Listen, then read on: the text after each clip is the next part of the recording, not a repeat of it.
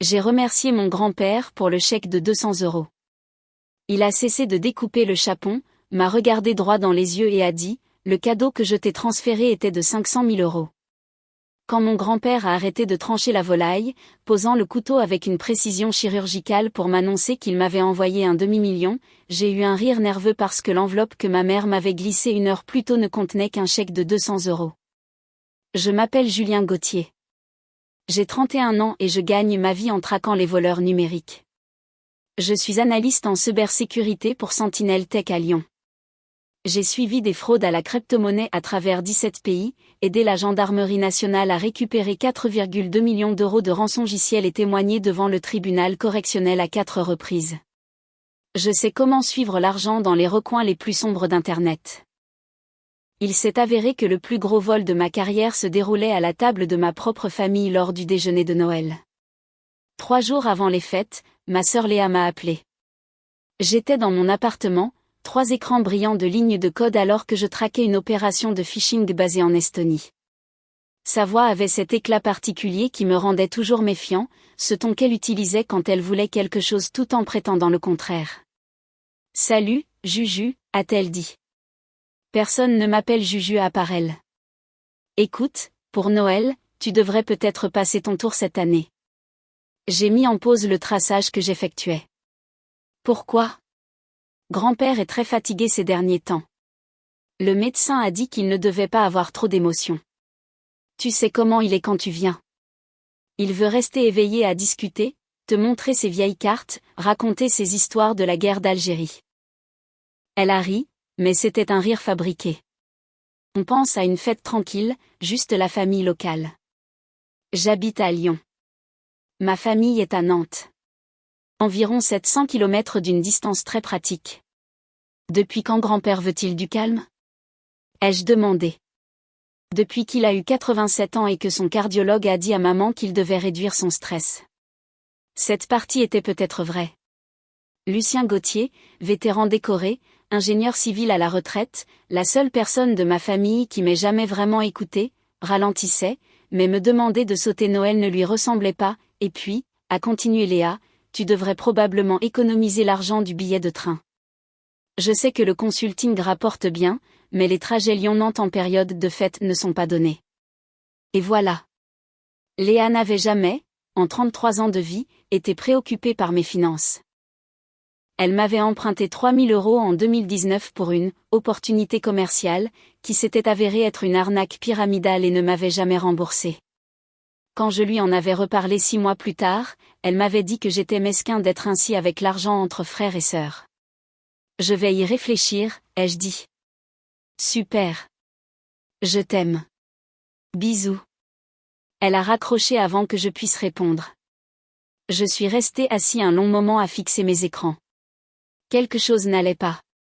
Cette conversation avait le même rythme que les courriels de phishing que j'analysais, tous les bons mots, mais le code sous-jacent était malveillant. J'ai ouvert mon application bancaire et vérifié le compte joint que mon grand-père avait créé pour moi à mes 18 ans. Il l'avait alimenté avec 5 000 € à l'époque, me disant que c'était pour les urgences. « Tu es intelligent avec l'argent, Julien », m'avait-il dit. C'est juste au cas où tu aurais besoin d'un coussin. Je ne l'avais utilisé qu'une fois durant ma licence quand mon ordinateur avait lâché 2 jours avant les partiels, et j'avais remboursé en 6 mois. Depuis, je n'y avais pas touché. Le solde affichait 2 347 €. Cela semblait cohérent, les 5 000 originaux moins le prêt de l'ordinateur plus 13 ans d'intérêt minime, mais une intuition m'a poussé à cliquer sur l'historique complet des transactions. Mon estomac s'est noué. 14 août 2024, virement entrant, 500 000 €. Motif, pour Julien, avec amour, grand-père.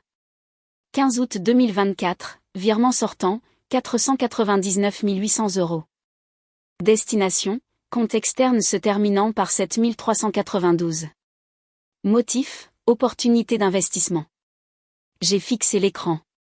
500 000 € envolés en 24 heures. Le compte affichait actuellement 2 347 € parce que quelqu'un avait laissé juste assez pour ne pas déclencher une alerte de solde nul qui m'aurait envoyé une notification. Mes mains tremblaient. J'ai posé ma tasse de café avec précaution, comme si elle risquait d'exploser. J'ai appelé la banque et j'ai été transféré 3 fois avant de joindre quelqu'un au service des fraudes. Monsieur Gauthier, je vois que ce virement a été initié avec des identifiants valides et une authentification à 2 facteurs, a dit la représentante nommée Patricia, qui semblait fatiguée. Ne reconnaissez-vous pas cette transaction? Je ne l'ai pas faite. L'adresse IP indique Nantes. Est-ce un endroit où vous vous rendez régulièrement? Ma famille vit là-bas, mais je n'y suis pas allée depuis juillet. Je vois. Et vous êtes certain de n'avoir autorisé personne à accéder à ce compte en votre nom? Absolument certain. Elle a fait une pause, j'entendais le bruit des touches. Monsieur Gauthier, nous avons aussi un document dans le dossier. Un formulaire de procuration signé par vous le 10 août accordant l'autorisation à, encore des cliquetis. Isabelle Gauthier. Est-ce votre mère? La pièce s'est mise à tanguer. Je n'avais jamais signé de procuration. La signature correspond à nos dossiers. Alors la signature est falsifiée. Patricia a tapé plus longtemps cette fois. Je signale ce compte pour enquête. Vous devrez déposer une plainte officielle pour fraude. Je vous envoie un lien maintenant. Je vais aussi avoir besoin que vous vérifiiez votre identité avec plusieurs questions de sécurité. La vérification a pris 20 minutes. Quand j'ai raccroché, mon café était froid et l'opération de phishing estonienne que je traquais était devenue inactive, probablement relocalisée sur un autre serveur. J'ai ouvert le document de procuration que la banque m'avait envoyé par mail. C'était un PDF de bonne qualité avec tout le jargon juridique correct. La signature en bas ressemblait à la mienne, le même J est lancé, la même boucle sur le G, mais je savais que je ne l'avais pas signé. J'ai une habitude très spécifique quand je signe des documents officiels, j'ajoute toujours une minuscule marque diagonale dans le coin supérieur droit du bloc de signature, invisible à moins de la chercher, une manie paranoïaque développée après avoir vu trop de litiges contractuels dans le monde de la tech. Cette signature n'avait pas de marque. J'ai zoomé. La pression de l'encre était incorrecte, trop uniforme. C'était un montage numérique, probablement créé en scannant plusieurs signatures et en les assemblant. Un travail de professionnel, mais pas assez. J'ai récupéré le numéro du compte de destination du virement. La plupart des banques ne montrent que des numéros partiels, mais j'avais les outils pour cela. 15 minutes de requête dans des bases de données et une utilisation créative d'API financières m'ont donné le compte complet appartenant à Thibaut Rochefort, ouvert à la Société Générale de Nantes le 2 août 2024. J'ai cherché le nom, profil LinkedIn, conseiller en investissement, 35 ans, master de HEC, fondateur de Rochefort Capital Management. Sa photo montrait un homme aux dents parfaites et au costume coûtant plus cher que le loyer mensuel de la plupart des gens. Et là, dans son activité récente, ravi d'annoncer mes fiançailles avec l'incroyable Léa Gauthier. À nos nouveaux départs. Le post datait du 20 août, 6 jours après la disparition de mon argent. Je suis allé sur l'Instagram de Léa. Il était public, elle n'avait jamais rien compris aux paramètres de confidentialité. Son fil était une chronologie de destruction déguisée en contenu, lifestyle. 16 août, photo d'eau cristalline, sable blanc, palmier. Remise à 0 nécessaire aux Maldives. Béni dans notre paradis. 18 août, coucher de soleil sur une piscine à débordement. Reconnaissante pour ce moment. 20 août, gros plan sur sa main gauche, un énorme diamant captant la lumière. Il a demandé, j'ai dit oui. Fiancé pour la vie. J'ai zoomé sur la bague. Taille émeraude. Au moins 3 carats. Anneau en platine. Estimation conservatrice, 30 000 €. Mais 30 000 €. J'ai pris des captures d'écran de tout, créé un dossier et commencé à cartographier le chemin de l'argent avec la même précision méthodique que pour une enquête d'entreprise. 14 août, grand-père vire 500 000 €. 15 août, l'argent est transféré sur le compte de Thibaut Rochefort. 16 août, Léa poste depuis les Maldives. Les registres de vol, auxquels j'ai accès pour mon travail, montraient 2 billets en première classe de Roissy vers Malais achetés le 14 août au nom de Léa Gauthier et Thibaut Rochefort pour 18 400 €. 20 août, annonce des fiançailles, bague achetée chez Cartier Place Vendôme. Les relevés de carte de crédit sont étonnamment faciles à trouver si l'on sait où chercher. C'était une zone grise de la légalité, mais je m'en fichais. Le schéma était clair. Léa avait convaincu grand-père de me virer de l'argent, lui disant probablement que j'en avais besoin, sachant qu'il ne refuserait jamais, puis l'avait immédiatement siphonné vers le compte de son fiancé pour se payer des vacances de luxe et une bague. Mais la signature sur la procuration me dérangeait. Ce n'était pas le style de Léa. Elle était impulsive, imprudente avec l'argent, mais pas assez sophistiquée pour falsifier des documents juridiques. J'ai repris le document, étudié la signature plus attentivement. Il y avait de minuscules incohérences dans la pression du stylo, des variations microscopiques suggérant que cela avait été pratiqué. Quelqu'un avait calqué ma signature plusieurs fois. Je l'ai comparée à l'écriture de ma mère sur une carte d'anniversaire qu'elle m'avait envoyée l'année dernière. Les majuscules correspondaient, la façon dont la barre du thé penchait légèrement. Ma propre mère avait falsifié ma signature. Je me suis adossée à ma chaise. Dehors, Lyon s'étalait sous la lumière de novembre. Mon téléphone a vibré. SMS de Léa, donc, tu ne viens définitivement pas jeudi, n'est-ce pas? Juste pour être sûr que maman n'achète pas trop de nourriture. J'ai fixé le message une minute entière. Puis j'ai tapé, en fait, j'ai changé d'avis. Je serai là. Sa réponse est arrivée instantanément. Vraiment? Tu es sûr? Je croyais que ton travail était dingue en ce moment. Je n'avais jamais dit ça. Le travail peut attendre, ai-je écrit, la famille est importante. Les 3 petits points sont apparus, ont disparu, puis sont revenus. D'accord, super. À jeudi. J'ai réservé un billet de TGV, emballé mon ordinateur, un projecteur portable et imprimé chaque preuve accumulée, relevé bancaire, virement, procuration falsifiée, capture d'Instagram, reçu de quartier, billet d'avion. 47 pages au total. Je les ai mises dans un porte-documents en cuir que mon grand-père m'avait offert à mon diplôme. L'ironie ne m'échappait pas. Mercredi, je suis arrivée à Nantes sous une pluie glaciale. Je me suis installée dans un hôtel près du centre et j'ai passé la soirée à peaufiner une présentation intitulée « Opportunité d'investissement familial, étude de cas sur une fraude bancaire ». Sous-titre « Comment 500 000 euros sont devenus 200 euros ». J'ai répété mon timing. 12 minutes pour la révélation complète avec des pauses stratégiques. J'avais fait des présentations devant des conseils d'administration, mais celle-ci était différente. C'étaient les gens avec qui j'avais grandi. Ma sœur qui m'avait appris à faire du vélo, ma mère qui m'avait emmené au club de robotique tous les samedis, mon père qui, bien que peu impliqué, était toujours là. Mais ils m'avaient volé, pas seulement l'argent, ils avaient volé le cadeau de mon grand-père, sa confiance. Le jeudi matin, je suis allée chez mes parents. Le déjeuner était à 13h. Maman avait envoyé le planning, apéritif à 13h, plat à 14h, dessert à 15h30. Très organisé. Je me suis garée, mon sac sur l'épaule. La maison ressemblait à toujours, une maison bourgeoise aux volets sombres. Maman a ouvert avant que je frappe. Julien, tu es là. Elle m'a serré dans ses bras d'une façon qui semblait répéter. Je suis si contente que tu aies décidé de venir. Elle portait un pull en cachemire élégant, son sourire était fragile. Léa est dans la cuisine. Thibaut est là aussi. Tu vas l'adorer. À l'intérieur, ça sentait la volaille rôtie et les épices. Grand-père était dans son fauteuil habituel près de la cheminée. Son visage s'est éclairé. Voilà mon garçon. Je l'ai serré dans mes bras. Il semblait plus frêle, ses os plus saillants sous son gilet, mais sa poigne était encore ferme. Comment va Lyon, a-t-il demandé. Bien, je travaille sur des cas intéressants. Je poursuis toujours les méchants.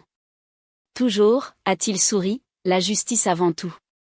Ces mots ont frappé plus fort qu'ils n'auraient dû. Léa est apparue, suivie de Thibaut comme un accessoire de luxe. Elle avait perdu du poids, de ce genre de perte due au stress et au régime détox. La bague de fiançailles captait la lumière. Juju. Elle m'a embrassée et j'ai senti sa raideur. Je te présente Thibaut. Thibaut, mon petit frère Julien. Thibaut a tendu une main ferme. Ravi de te rencontrer enfin. Léa parle tout le temps de toi. Tout chez lui était calculé, le sourire, le contact visuel, la posture alpha. Félicitations pour les fiançailles, ai-je dit. Merci, vieux. C'est une femme exceptionnelle. Mon père était dans le salon, regardant les informations en sourdine. Il m'a salué d'un signe de tête. Nous n'avions jamais eu grand-chose à nous dire. Maman a annoncé que le repas était servi. La table était dressée avec la belle porcelaine, des bougies allumées, une image de perfection. Grand-père était en bout de table. La conversation était agressivement normale. Thibaut a parlé d'un voyage de golf en Écosse, Léa de son nouveau poste dans le marketing.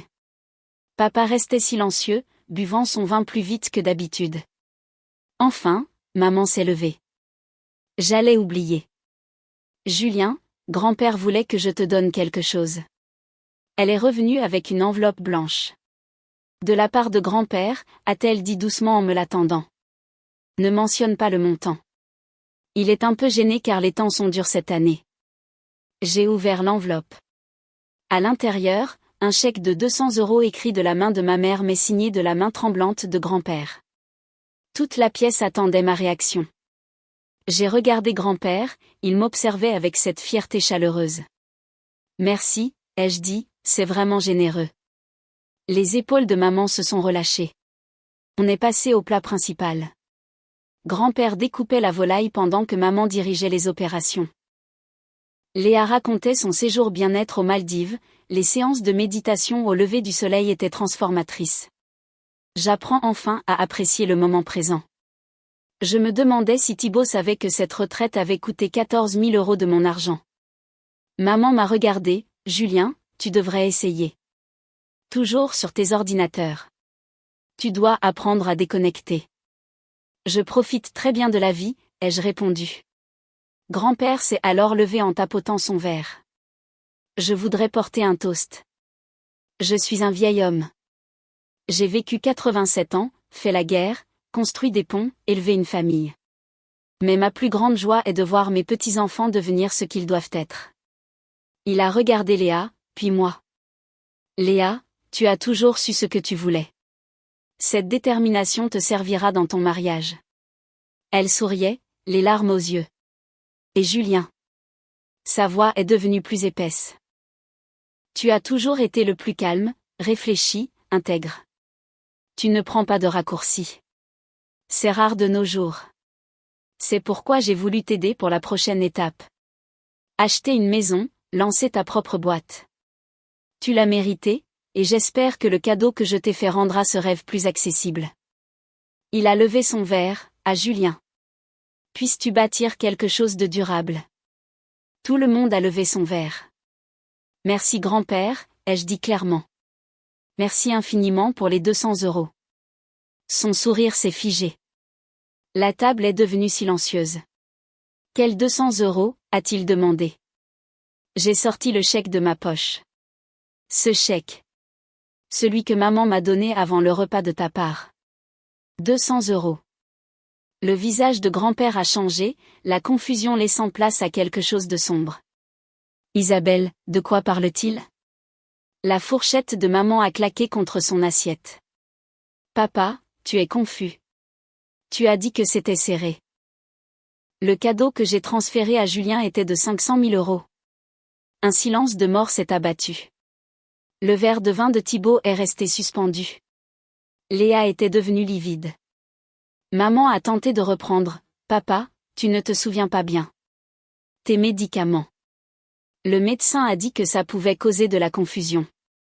Je ne suis pas confus. La voix de mon grand-père a tranché l'air comme une lame.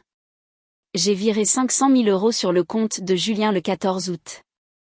J'ai reçu le mail de confirmation. Je l'ai gardé. Il a sorti son téléphone d'une main tremblante. Maman s'est levée. Papa, s'il te plaît, parlons-en en privé. Tu t'agites. Montre-moi le compte, Julien, a ordonné grand-père. J'avais déjà sorti mon ordinateur. L'écran brillait d'un bleu froid. J'ai affiché le relevé bancaire et tourné l'écran vers lui. 14 août, virement entrant, 500 000. 15 août, virement sortant, 499 800. Solde actuel, 2347 €. Grand-père a porté la main à sa poitrine. Où est passé cet argent, a-t-il murmuré. J'ai regardé Léa. Elle pleurait maintenant, des larmes silencieuses ruinant son maquillage. Thibaut semblait prêt à s'enfuir. C'est ce que j'aimerais savoir aussi, grand-père, ai-je dit. Maman criait presque, c'est une affaire de famille. Nous réglerons ça plus tard. Non. J'ai ouvert le dossier sur mon bureau. Nous réglons ça maintenant. J'ai sorti le projecteur portable, je l'ai posé sur la table en poussant les plats, et j'ai allumé.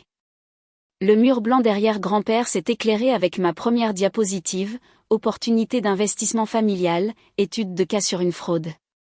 Le verre de vin de mon père lui a échappé des mains, le liquide rouge se répandant sur la nappe comme du sang. Les quelques cousins et oncles présents dans le coin de la pièce ont commencé à reculer. On devrait y aller, a murmuré ma tante. Ils sont partis en silence, la porte d'entrée claquant 3 fois. Il ne restait plus que nous 6, grand-père, maman, papa, Léa, Thibaut et moi. J'ai passé à la diapositive suivante, les relevés bancaires agrandis. 14 août, grand-père initie un virement de 500 000 €. 15 août, quelqu'un ayant accès au compte joint transfère 499 800 € vers un compte appartenant à Thibaut Rochefort. Thibaut s'est raidi. Prochaine diapositive, les posts Instagram de Léa. 16 août, ma sœur poste depuis les Maldives. Billet première classe acheté le 14 août pour 18 400 €. Léa a émis un son de bête blessée. Prochaine diapositive, la bague de fiançailles. 20 août, bague achetée chez Cartier pour 32 750 €. Thibaut s'est levé. Je n'ai pas à écouter ça. Assieds-toi, a dit grand-père d'une voix calme mais lourde d'autorité. Thibaut s'est rassis. Diapositive suivante, la procuration falsifiée. Ce document a été déposé à la banque le 10 août, accordant une procuration à Isabelle Gauthier. La signature est un faux. Les formes de lettres correspondent à l'écriture de ma mère, pas à la mienne. Maman pleurait des larmes de rage. Tu ne comprends pas ce qu'on a traversé. Les factures médicales de ton père. L'opération de papa était couverte par la mutuelle, ai-je rétorqué. J'ai vérifié. L'hypothèque est à jour. Vous n'aviez aucun droit. J'avais tous les droits. Tu as un bon travail, tu n'en as pas besoin.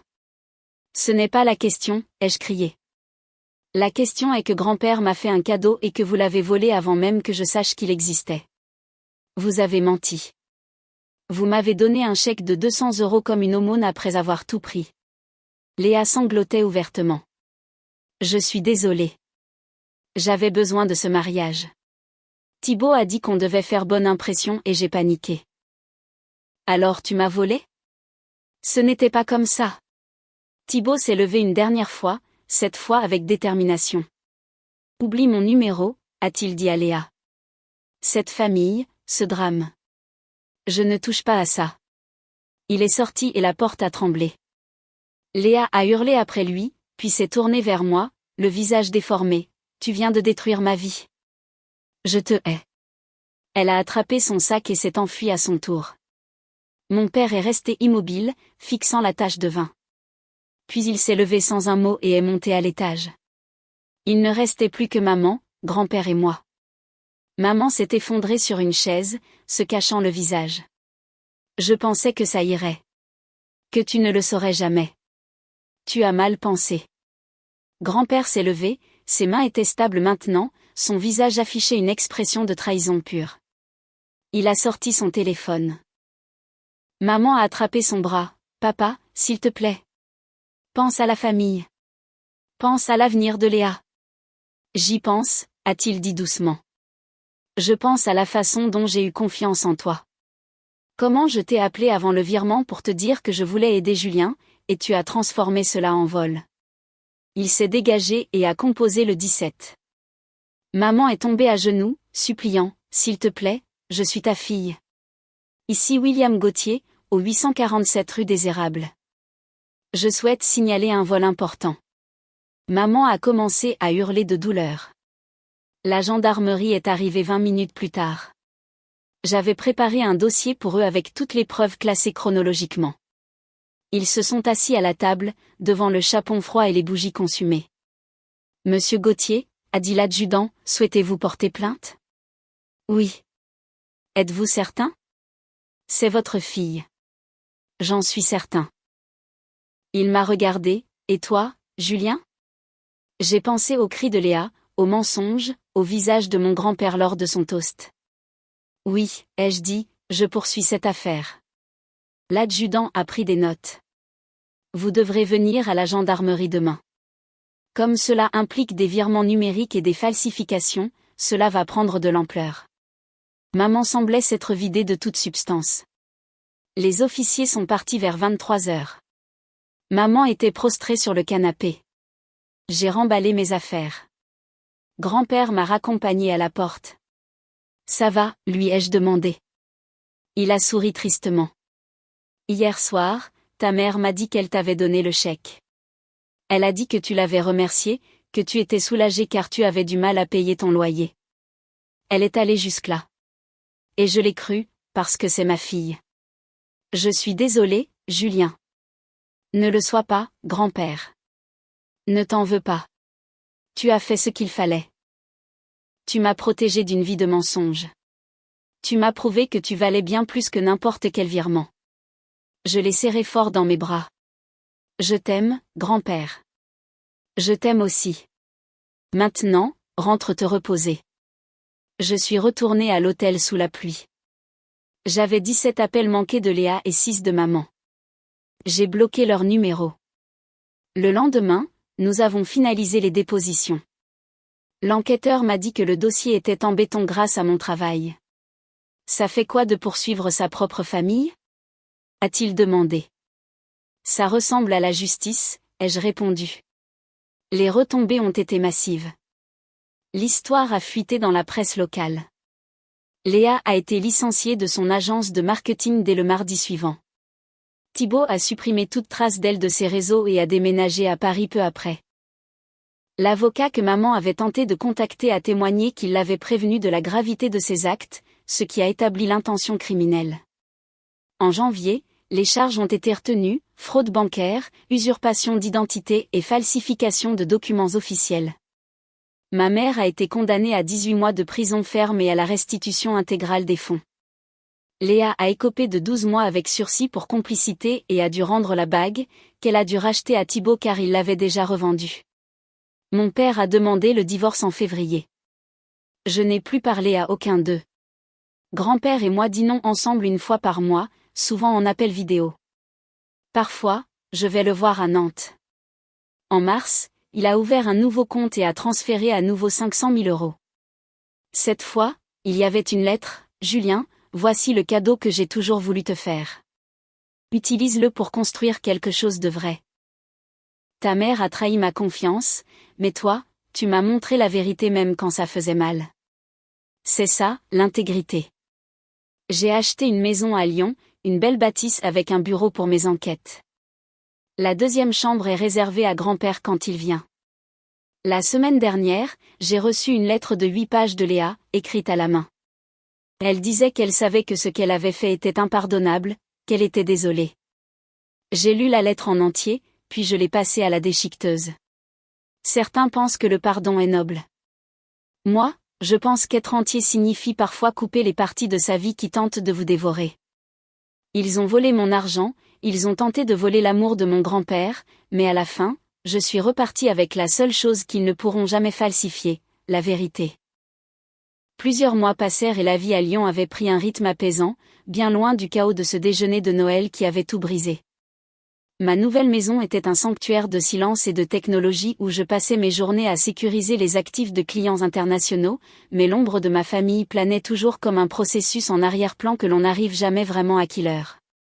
En juin, mon père, Pierre, m'a appelé pour la première fois depuis qu'il avait emménagé dans un petit appartement en centre-ville de Nantes après la vente forcée de la maison familiale pour payer une partie des dettes et de la restitution. Sa voix était celle d'un homme qui avait vieilli de 10 ans en quelques mois, une voix monocorde et dépourvue de cette autorité tranquille qu'il affichait autrefois. Il ne m'a pas demandé d'argent, ce qui m'a surpris, mais il a essayé de plaider la cause d'Isabelle, ma mère, qui arrivait à la moitié de sa peine dans une prison pour femmes près de Rennes. Elle ne va pas bien, Julien, elle est méconnaissable et elle passe ses journées à l'infirmerie parce qu'elle ne supporte pas l'enfermement, m'a-t-il dit avec une émotion que je n'arrivais plus à partager. Je l'ai écouté sans l'interrompre, fixant le parc à travers ma fenêtre, mais mon cœur était resté de pierre parce que je me souvenais trop bien de la précision avec laquelle elle avait imité ma signature pour me dépouiller. J'ai simplement répondu que les conséquences étaient à la mesure de l'acte et que le pardon n'était pas un service après-vente que l'on pouvait réclamer après avoir sciemment détruit la vie de son propre fils. Nous avons raccroché sur un silence pesant, et je n'ai plus jamais eu de nouvelles de lui, si ce n'est par des notifications administratives concernant le divorce qui traînait en longueur. De son côté, Léa avait sombré dans une forme de précarité qu'elle n'avait jamais connue, travaillant désormais comme intérimaire dans un centre d'appel à la périphérie de la ville, loin de l'univers glamour du marketing et des hôtels de luxe. J'ai appris par mon cousin que Thibaut, son ex-fiancé, l'avait poursuivi au civil pour récupérer l'argent qu'il avait dû débourser pour acheter la bague chez Cartier avant qu'elle ne soit saisie par la justice, prouvant que leur « grand amour » n'était en fait qu'une association de malfaiteurs basée sur le paraître. En octobre, la santé de mon grand-père Lucien a commencé à décliner sérieusement, non pas à cause de l'âge, mais à cause du chagrin d'avoir vu sa lignée s'entre-déchirer pour des chiffres sur un écran. Je suis allée à Nantes pour passer une semaine à son chevet à l'hôpital, et c'est là, entre les bips des machines et l'odeur de désinfectant, que nous avons vraiment fait la paix avec le passé. Il m'a confié qu'il ne regrettait rien de ce qui s'était passé à table, car il préférait mourir en connaissant la vérité plutôt que de vivre dans le mensonge de ceux qu'il aimait. Tu es le seul qui soit resté debout, Julien, ne laisse jamais leur amertume te faire plier, m'a-t-il murmuré avant de s'éteindre paisiblement dans son sommeil 3 jours plus tard. À l'enterrement, j'étais le seul membre de la famille immédiate présent, ma mère étant toujours sous les verrous et ma sœur n'ayant pas eu le courage de venir affronter les regards des anciens collègues de mon grand-père. J'ai pris en charge toutes les formalités, j'ai vidé sa petite maison de ses cartes de géographie et de ses souvenirs de guerre, et j'ai créé une fondation à son nom pour aider les étudiants en ingénierie issus de milieux modestes à financer leurs études.